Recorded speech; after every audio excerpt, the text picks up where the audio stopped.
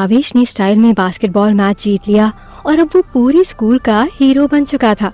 और फिर संजना भावेश को एक सरप्राइज के लिए अपने साथ कार में ले जाती है। कुछ देर बाद कार एक बीच साइड रेस्टोरेंट पर रुकी। रेस्टोरेंट का नाम था इवनिंग स्टार। वो रेस्टोरेंट दिखने में ही काफी महंगा नजर आ रहा है। उसकी चमक ऐसी थी जैसी भावेश ने कभी नहीं देखी थी। वहाँ काफी बड़े बड़े लोग आते हैं, चाहे बिजनेसमैन हो या फिल्म स्टार, सभी का फेवरेट है ये रेस्टोरेंट। भावेश जैसा इंसान पहली बार ऐसी जगह जाए तो शायद उसे घबराहट होने लगे, पर भावेश बिल्कुल भी नहीं डरा, क्योंकि अब तो उसके पास पैसे भी थे और सिस्टम की मदद से वो कुछ भी सीख सकता था। संजना भावेश के साथ अंदर गई। मैनेजर और स्टाफ ने दोनों का वेलकम किया और फिर उन्हें उनकी बुक की हुई टेबल पर ले गए। संजना ने पूरा एक एरिया बुक किया हुआ था जो बिल्कुल समंदर के सामने था। वो नजारा देखते ही किसी का भी दिल खुशी से उछलने लगे। तेज लहरों के बीच डूबता हुआ सूरज और साथ में दो जवान दिल, इससे बेहतर तो दुनिया में कुछ भी नहीं हो सकता। संजना के इशारा करते ही वेटर केक लेकर आता है। उस केक पर भावेश की फोटो है और लिखा है चैंपियन। भावेश के लिए ये सच में काफी बड़ा सरप्राइज था। ये सब तुमने इतना जल्दी कैसे किया? बस जैसे तुमने वहाँ मैच जीता वैसे ही मैंने तुम्हें सरप्राइज देने का प्लान बना लिया। भावेश को आज बहुत अच्छा लग रहा था।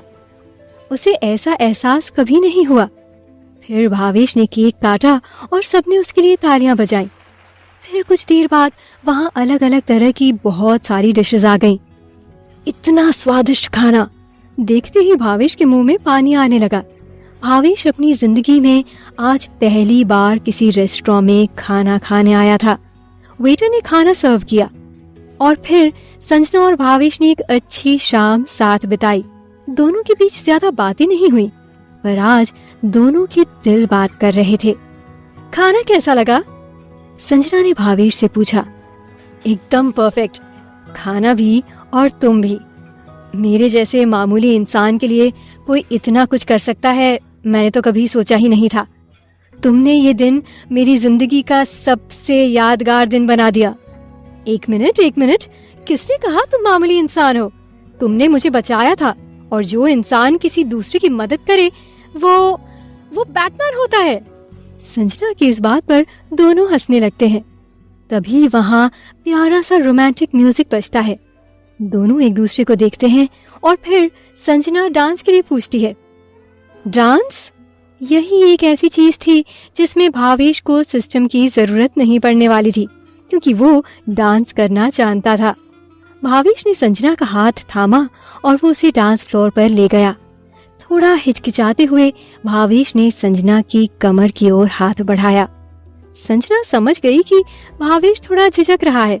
उसने तुरंत भावेश का हाथ लेकर अपनी कमर में डाल लिया और उसे देखते हुए मुस्कुराती रही। भावेश को भी ये अच्छा लगा और फिर दोनों डांस करने लगे। दोनों बस एक दूसरे को देखे जा रहे थे। पहली बार संजना भावेश की बाहों में थी। दोनों की दिल की धड़कनें तेज हो रही थीं। भावेश का डांस और संजना को पकड़ने का स्टाइल बिल्कुल प्रोफेशनल डांसर की तरह ही था। वाह, तुम तो अच्छा डांस कर लेते हो। संजना ने भावेश की तारीफ की। भावेश थोड़ा शर्माया। लगता है तुम्हारे साथ रहकर मैं हर एक चीज परफेक्ट करने लगूंगा। तो मतलब मेरे साथ रहने का प्लान है तुम्हारा? नहीं, मेरा मतलब वो नहीं था। तो क्या मतलब था? संजना ने थोड़ा आईब्रोज चढ़ाकर पूछा। भावेश डरने लगा कि उससे कोई गलती हो गई है। उसकी आवाज ही नहीं निकल रही थी। क्या वो कर रहे हो? कुछ तो बोलो। भावेश को समझ नहीं आ रहा था कि अब वो क्या बोले। उसे डर से थोड़ा पसीना भी आ जाता है कि तभी संजना अचानक से तेज हंसने लगती है। उसकी हंसी इस तरह आती है जैसे काफी देर से रोक कर रखी हुई थी। भावेश देखकर हैरान हुआ। क्या मतलब, तुम मेरी टांग खींच रही थी? संजना ने हंसते हुए सर हाँ में हिलाकर जवाब दिया। मुझे नहीं रुकना यहाँ, मैं जा रहा हूँ। भावेश थोड़ा रूठा हुआ सा वहाँ से जाने लगता है, पर संजना उसका हाथ थाम लेती है। प्लान तो अच्छा है, पर थोड़ा वक्त लगेगा। भावेश सरप्राइज हो जाता है और धीरे से पीछे पलटकर देखता है। संजना भी थोड़ा शर्मा रही है। दोनों इस मोमेंट को स्पेशल बनाने के लिए एक दूसरे को गले लगा लेते हैं। दोनों एक अच्छा दिन साथ बिताने के बाद अपने अपने घर आ जाते हैं। आज दोनों को ही नींद नहीं आ रही है, बस एक दूसरे के ख्यालों में डूबे हैं और इन ख्यालों में तैरते तैरते कब सुबह हो जाती है पता ही नहीं चलता। अगले दिन भावेश सुबह उठकर जल्दी जल्दी तैयार होता है। आज वो अपनी स्कूल ड्रेस को अच्छे से प्रेस करता है और अपने बालों को जेल लगाकर सेट भी करता है। ये सब उसकी माँ शांति जी और बहन चिंकी भी देखते हैं।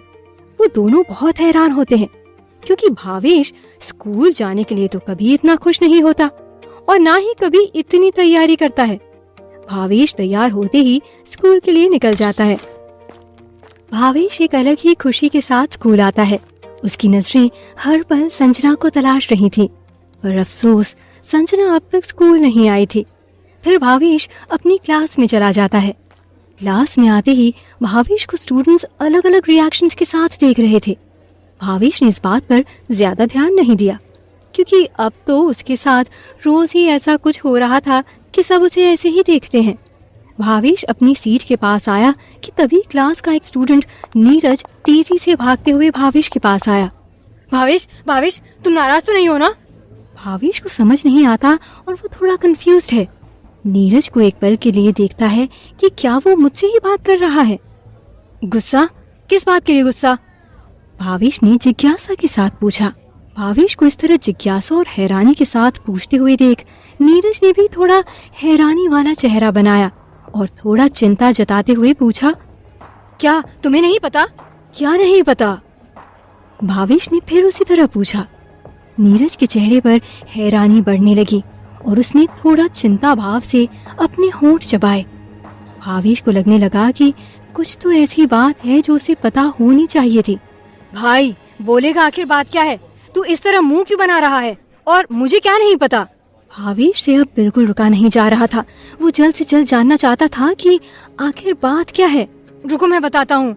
नीरज ने बोलते ही तुरंत अपनी जेब से फोन निकाला और YouTube खोलकर भावेश को एक वीडियो दिखाने लगा। भावेश ने वो वीडियो देखा और उसे कोई हैरानी नहीं हुई। इसमें क्या है? ये तो हमारे कल के मैच की रिकॉर्डिंग है। तो क्या तुम इसके लिए इतना सस्पेंस बना रहे थे कि किसी ने हमारी मैच की रिकॉर्डिंग इंटरनेट पर डाल दी? भावेश ने नीरज की आंखों में देखते हुए सवाल किया। सिर्फ इतनी सी बात नहीं है, धीमी आवाज में नीरज के मुंह से निकला। भावेश नीरज से पूछता है, क्या तुम इस वीडियो के लिए मुझसे पूछ रहे थे कि क्या मैं नाराज हूँ या नहीं? तुम्हारा दिमाग तो ठीक है ना नीरज? नीरज थोड़ा हिचकिचाते हुए भावेश को बताता है कि इस वीडियो की वजह से रातों रात लाखों लोग तुम्हारे फैन बन चुके हैं और कुछ फैंस ने तो मिलकर तुम्हारे नाम का एक ग्रुप भी बना लिया है। उस ग्रुप का नाम है सुपर भावेश। भावेश ये सुनकर आश्चर्यचकित हो जाता है। उसने सोचा नहीं था कि उसके एक कारनामे की वजह से लाखों लोग रातों रात उसके दीवाने बन जाएंगे। भावेश खुश था, पर इन सब चीजों से वो ज्यादा एक्साइटेड नहीं होता। वो बस नीरज को उसका फोन वापस करके स्माइल करता है और अपनी सीट पर जाकर बैठ जाता है। जैसे ही भावेश अपनी सीट पर बैठकर थोड़ी सी ख्यालों में खोता है, तभी उसकी टेबल पर आवाज आती है। कोई उसकी टेबल पर अपना हाथ मारकर उसका ध्यान अपनी ओर खींचने की कोशिश कर रहा है। भावेश को लगता है कि वो नाराज ही है, इसलिए वो थोड़ा इरिटेट होते हुए सामने देखता है, पर वहाँ एक बूढ़े से दिखने वाले शख्स खड़े हुए थे, जिन्होंने सफेद कलर की फ्रेम वाला मोटा सा चश्मा पहना हुआ था। उनके चेहरे पर कई सारी झुर्रियां थीं और माथे पर शिकन के निशान थे। उनका चेहरा भावेश को देखकर खिला हुआ था और वह मुस्कुरा रहे थे। भावेश ने जैसे ही उन्हें देखा, उसे थोड़ा झटका लगा और वो तुरंत उठकर खड़ा हो गया और फिर उसने उनसे पूछा, आप कौन है? तुम भावेश हो ना? मैं स्कूल का head sports coach Raghavendra Rathore. Bhavesh को पहले तो थोड़ा भरोसा नहीं होता है, क्योंकि इससे पहले उसने स्पोर्ट्स हेड कोच को कभी नहीं देखा था। फिर उसे लगा कि शायद उसने कभी स्पोर्ट्स डिपार्टमेंट की ओर इंटरेस्ट नहीं दिखाया, तो इसलिए शायद उसे नहीं पता। भावेश उन्हें विश करता है। Good morning sir. जी बताइए, मैं आपके लिए क्या कर सकता हूँ? इस समय सिर्फ भावेश ही असमंजस में नहीं था, पर बाकी के क्लासमेट्स भी यही सोच में डूबे हुए थे कि आखिर हेड कोच भावेश से मिलने क्यों आए, और वो आपस में बातें भी करने लगे। ये तो sports head coach Rathore sir है ना? ये तो कभी किसी क्लास में नहीं जाते, आज भावेश से मिलने कैसे आ गए? शायद ये इसलिए आए हैं क्योंकि कल भावेश ने स्पोर्ट्स टीम की बेइज्जती की थी, इस वजह से भावेश को डांटने आए हैं। सब आपस में बातें करने लगे, पर नजरें उनकी भावेश और राठौर सर पर ही थी। भावेश को राठौर सर के जवाब का इंतजार था कि आखिर वो यहाँ क्यों आए हैं, और उसका इंतजार जल्द ही खत्म भी हो गया। राठौर सर ने मुस्कुराते हुए कहा, भावेश, कल मैंने तुम्हारा मैच देखा, बहुत ही रोमांचक मैच था और तुम्हारे बास्केटबॉल प्लेइंग स्किल्स बहुत ही उम्दा है। मैंने ऐसी स्किल्स प्रोफेशनल बास्केटबॉल प्लेयर्स में भी नहीं देखी। मुझे लगता है कि तुम्हारी स्किल्स भगवान की देन है। मुझे लगता है कि तुम्हें स्कूल की स्पोर्ट्स टीम में आकर खेलना चाहिए। तुम्हें बस थोड़ी सी सिस्टमैटिक ट्रेनिंग की जरूरत है, फिर तुम शहर के सबसे अच्छे बास्केटबॉल प्लेयर बन सकते हो। मैं तुम्हें स्पोर्ट्स टीम ज्वाइन करने के लिए इनवाइट कर रहा हूँ और जल्दी मैं तुम्हें स्टेट लेवल की टीम में खिलाना चाहता हूँ। राठौर सर की बातें सुनकर क्लास के बाकी के स्टूडेंट्स और भी ज्यादा हैरान हो गए। क्या मैंने नहीं सुना? भावेश को स्टेट लेवल टीम के लिए इनविटेशन मिल रहा है? क्या उसके लिए सिलेक्शन इतना आसान है? मुझे नहीं लगता भावेश हाँ करेगा। राठौर सर भावेश की ओर देख रहे थे कि भावेश भी काफी हैरान था। उसे तो अपने कानों पर विश्वास ही नहीं हो रहा था कि उसे स्टेट टीम के लिए मौका मिल रहा है। उसने तो सुना था कि स्टेट टीम में सिर्फ स्पेशल लेवल के लोग ही बास्केटबॉल खेलने जाते हैं, आम लोगों को तो मौका ही नहीं मिलता। पर यहाँ तो मौका खुद चलकर भावेश के सामने आया है। ये बहुत सरप्राइजिंग था। राठौर सर को देखकर ही समझ आ रहा था कि वो कोई छोटे मोटे कोच नहीं है। भावेश के मन में कुछ और ही चल रहा था। उसे स्टेट लेवल तो क्या, स्कूल लेवल की टीम में भी खेलने का मन नहीं था। यहाँ तक कि कल जब वो बास्केटबॉल मैच खेलने गया था तो बस अपनी क्लास की इज्जत और रुतबे को बचाने के लिए गया था, और कुछ नहीं। भावेश नजरें झुकाए कुछ पल सोचता रहा और फिर उसने कोच की ओर देखा और निराशा भरी आवाज में कहा, सॉरी सर, मैं आपकी तारीफ की सराहना करता हूँ, पर मैं स्पोर्ट्स टीम में पार्टिसिपेट नहीं करना चाहता हूँ। ना ही मुझे स्कूल लेवल पर खेलने का मन है और ना ही स्टेट लेवल पर। मैं बस इसी तरह अपनी आम जिंदगी जीना चाहता हूँ और एग्जाम क्लियर करके अपने माँ बाप को खुश करना चाहता हूँ। इसलिए मैं अपना बचा हुआ समय एग्जाम्स की प्रिपरेशन में लगाऊंगा, जिससे मैं वो हासिल कर सकूं। भावेश को इस अपॉर्चुनिटी को ठुकराते हुए देख बाकी के स्टूडेंट्स शॉक्ड थे। उन्हें तो लगा ही नहीं था कि भावेश इतनी बड़ी अपॉर्चुनिटी को मना कर देगा। ये क्या किया इसने? क्या भावेश ने सच में इतनी बड़ी अपॉर्चुनिटी को मना कर दिया? ये स्टेट लेवल टीम की बात हो रही है? पर ऐसा कुछ ही लोगों का सोचना था। ज्यादातर स्टूडेंट्स भावेश की बात से सहमत थे कि उसे अपना ध्यान पढ़ाई पर लगाना चाहिए। भावेश का जवाब सुनकर कोच राघवेंद्र राठौड़ भी आश्चर्यचकित हुए। राठौड़ सर को तो लगा था कि भावेश स्टेट लेवल प्लेयर बनने के लिए जी जान लगा देगा। आखिरकार उसका नाम सिटी लेवल बास्केटबॉल फेडरेशन ने ही उन्हें दिया था। पर अफसोस, भावेश ने उन सबकी उम्मीदों पर पानी फेर दिया और उस अपॉर्चुनिटी को मना कर दिया।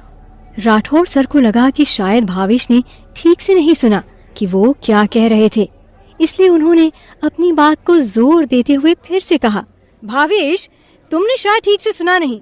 मैं तुम्हारा गेम बेहतर करके तुम्हें स्टेट लेवल बास्केटबॉल टीम में जगह दिलवा सकता हूँ, और इसके लिए तुम्हें कोई एंट्रेंस टेस्ट या क्राइटेरिया पार नहीं करना होगा।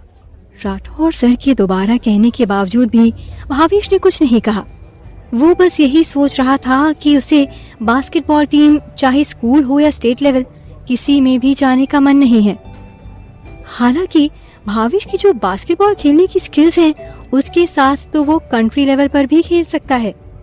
ये सुनकर भावेश सोच में पड़ जाता है और पूरी क्लास भावेश की तरफ देखते हुए सोच रही होती है कि भावेश को ऐसा मौका हाथ से नहीं जाने देना चाहिए।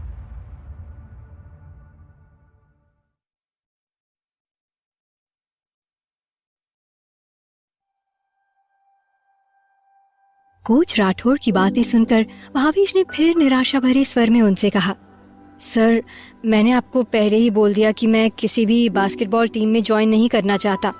मुझे पूरा फोकस एग्जाम पर करना है।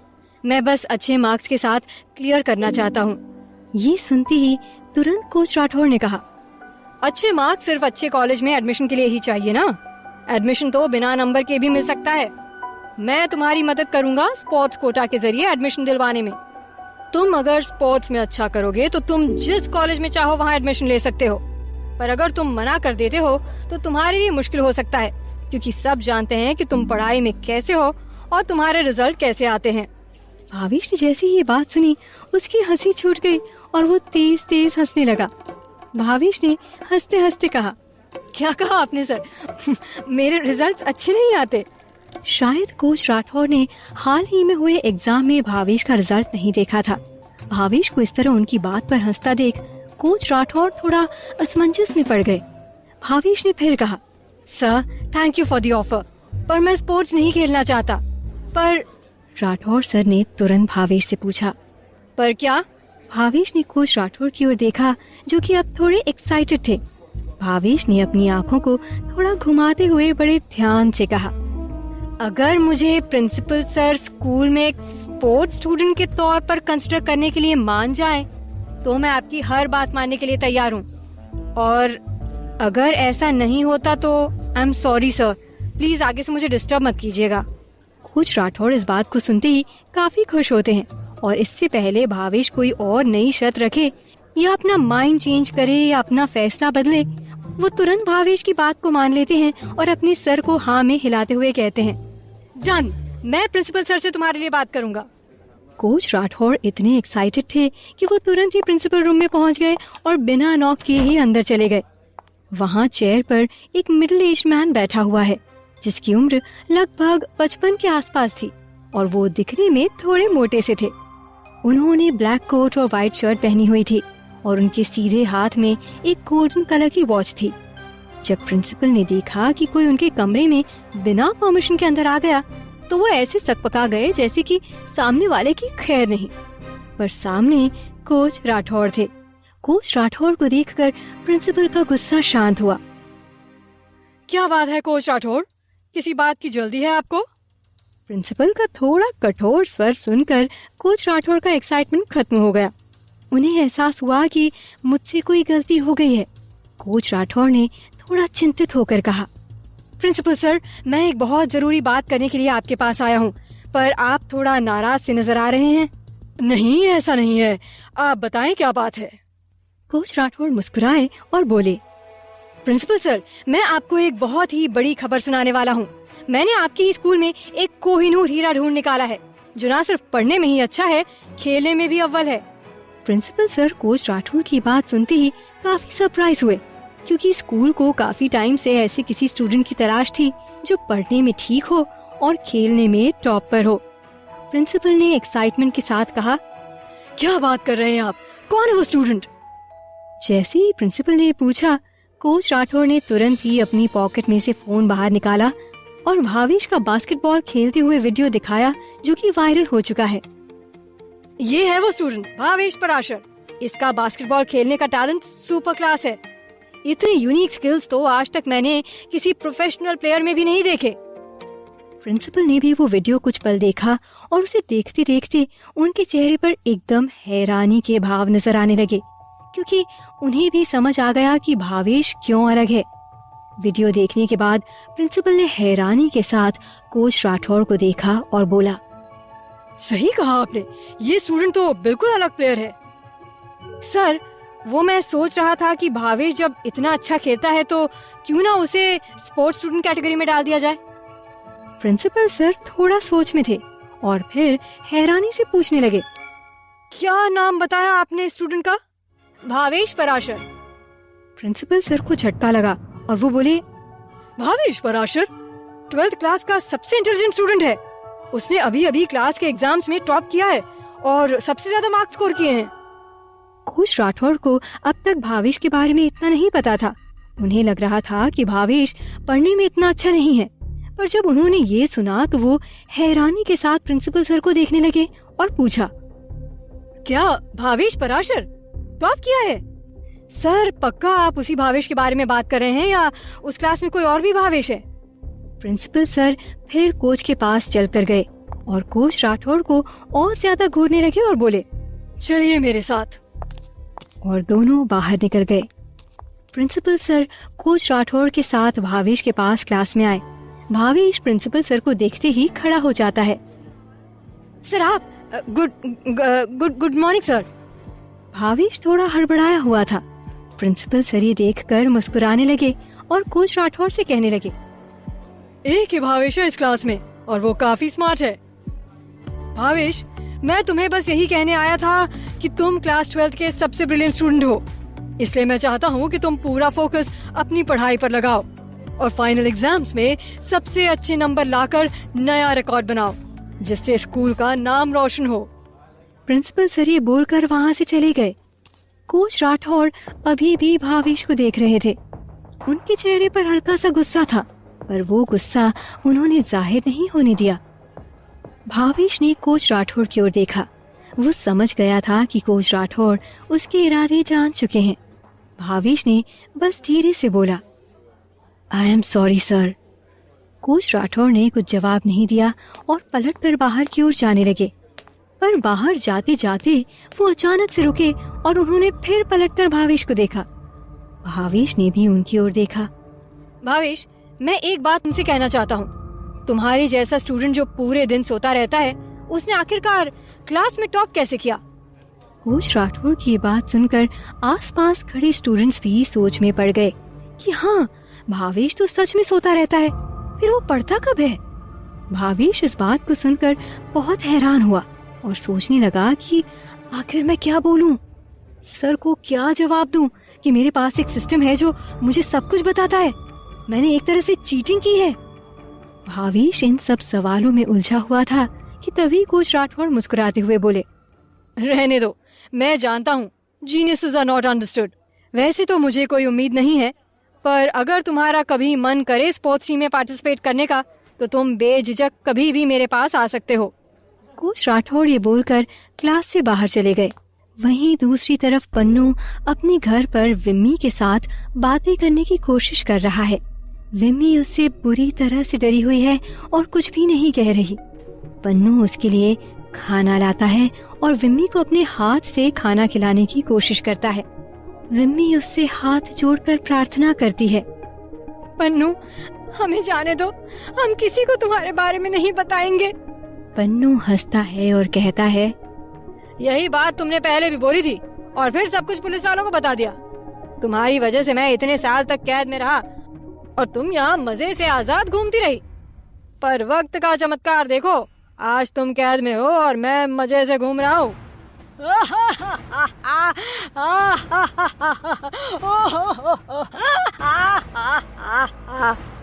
पन्नू पागलों की तरह हंसने लगता है। विम्मी और फूट फूट कर रोने लगती है। पन्नू विम्मी से ये बदला लेकर बहुत खुश है। विम्मी अचानक से रोते रोते फूट पड़ती है। तुम्हें क्या करती? तुम एक इंसान से ज्यादा हैवान बन चुके थे। तुमने कितने लोगों को मारा, कितनों को लूटा, क्या कुछ नहीं किया, यहाँ तक कि अपनी खुद की छोटी बहन को जान से मार डाला। ये सुनते ही पन्नू आग बबूला हो जाता है। तुम्हारी हिम्मत कैसी हो उसका नाम अपनी जुबान पर लेने की? तुम जानती हो ना वो कैसी लड़की थी? विम्मी उसे जवाब देती है, उसने सिर्फ तुम्हारे दोस्त से प्यार किया था, उससे शादी करना चाहती थी। तुम्हें ये बात हजम नहीं हुई और तुमने उसे मार डाला। क्या प्यार करना इतना बड़ा गुनाह था तुम्हारी आंखों में? पन्नू का पारा चढ़ने लगता है और अचानक से घर की चीजें हिलने लगती हैं। पन्नू की पावर से ये सब हो रहा था। अचानक से पन्नू बदल जाता है और फिर मुस्कुराते हुए विम्मी को देखने लगता है। विम्मी हैरान है कि ये क्या हुआ। पन्नू प्यार से विम्मी के पास जाता है। क्या तुम्हें हीरे पसंद है? मैं तुम्हारे लिए हीरे लाऊंगा, क्योंकि हीरा हर औरत की कमजोरी होती है, जिसे पाकर वो अपने पति को पूरे दिल से प्रेम दे पाती है। तो मैं भी तुम्हारे लिए लाऊंगा। पन्नू ये बोलकर वहाँ से निकल जाता है। विम्मी को समझ नहीं आता कि अचानक से क्या हो गया और वो फिर वहाँ सर झुकाकर अपने हालातों पर रोने लगती है। भावेश स्कूल के बाद अपने घर की ओर जाने लगा। पूरे रास्ते उसके दिमाग में कोच राठौड़ की कही हुई बातें घूम रही थीं कि उसने आखिर एग्जाम में टॉप कैसे किया है। अब भावेश को महसूस हो रहा था कि वो सच में चीटिंग करके पास हो रहा है। क्या ये सब सही है? भावेश इन्हीं ख्यालों में खोया था कि तभी अचानक सामने से एक भागता हुआ आदमी भावेश से टकरा गया और दोनों बुरी तरह नीचे गिर गए। उस आदमी के हाथ में एक बैग था और उस बैग के नीचे गिरते ही उसमें से बहुत सारे हीरे बाहर आ गए। भावेश ने सामने देखा तो वो आदमी और कोई नहीं, पन्नू ही था। पन्नू ने जल्दी से उस बैग को उठाया और सारे हीरे उसने वापस डाल दिए और बैग लेकर वहां से भाग गया। पन्नू ने एक पल भी नहीं देखा कि वो जिससे टकराया वो उसका दोस्त भावेश था। भावेश हैरानी के साथ वहीं खड़ा रह गया। उसे समझ में नहीं आ रहा था कि पन्नू आखिर इतने सारे हीरों के साथ क्या कर रहा है। तभी अचानक से पीछे से कई सारे लोग चोर चोर चोर चिल्लाते हुए भावेश के सामने से गुजरे और उस ओर चले गए जिस ओर पन्नू भागा है। भावेश सोच में पड़ गया, क्या ये सब पन्नू के पीछे भाग रहे हैं? पन्नू ने कोई चोरी की है? मैं तो पन्नू को एक अच्छा इंसान समझ रहा था। भावेश ने कुछ पल सोचा और फिर वो वापस अपने घर की ओर चला गया। शाम को भावेश जब अपने पापा के डोसा के स्टॉल पर हमेशा की तरह डोसा बना रहा था, तब पन्नू वहाँ फिर आ गया और वो भावेश से मुस्कुराते हुए बात करने लगा। पर भावेश के मन में तो वही ख्याल चल रहा था जो उसने आज देखा। भावेश पन्नू से आज ठीक से बात नहीं कर रहा था, बस एक एक शब्द में जवाब दे रहा था और उसे एक कस्टमर की तरह ही देख रहा था। पन्नू को ये बात जल्दी समझ आ गई। उसने भावेश से पूछा, क्या हुआ दोस्त, क्या तुम आज परेशान हो? भावेश ने इस बात का कोई जवाब नहीं दिया और जल्दी डोसा बनाकर प्लेट उसके हाथ में दे दी। पन्नू को समझ नहीं आ रहा था कि आखिर बात क्या है। पन्नू चुपचाप अपनी जगह पर जाकर बैठ गया और डोसा खाने लगा। वो बार बार भावेश को देखे जा रहा था और भावेश एक पल भी उसकी ओर नहीं देख रहा था। पन्नू को ये बात बहुत बुरी लगी क्योंकि बहुत मुश्किलों के बाद उसने कोई दोस्त बनाया था और आज वो दोस्त उससे बात नहीं कर रहा था।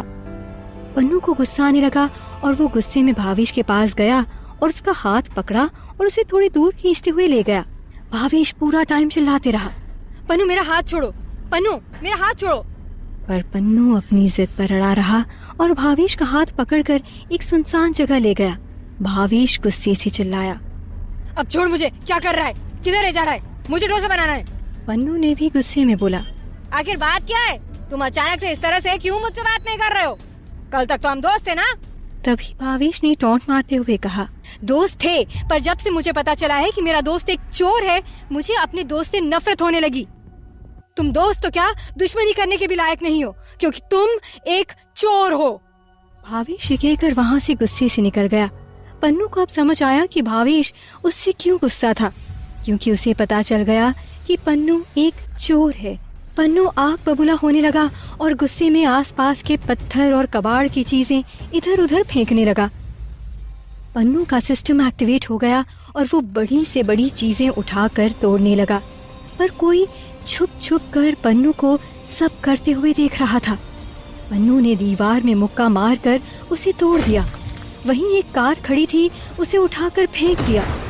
पन्नू को देखकर पता लग रहा था कि वो बहुत बलशाली है। फिर पन्नू गुस्से में वहां से निकल गया। पन्नू के जाते ही वो शख्स सामने आया। वो कोई और नहीं, भावेश ही था। भावेश के चेहरे की हवाइयां उड़ी हुई थीं और वो बहुत हैरान था। पन्नू की तोड़ी हुई सारी चीजें देखने लगा। उसे समझ नहीं आ रहा था कि आखिर ये सब पन्नू ने कैसे किया, ये सब कैसे कर सकता है। वो तो आम इंसान की तरह है, उसके पास इतनी ताकत कैसे आई? भावेश के लिए बहुत सारे सवाल थे। आखिरकार पन्नू क्या है? मुझे पन्नू के पीछे जाकर देखना चाहिए। भावेश ने पन्नू का पीछा करने का फैसला किया, पर जब तक भावेश रोड की ओर निकला, पन्नू जा चुका था। भावेश को दूर दूर तक पन्नू नजर नहीं आया। भावेश नहीं जानता था कि पन्नू कहाँ रहता है, ना ही पन्नू ने कभी भावेश को बताया था।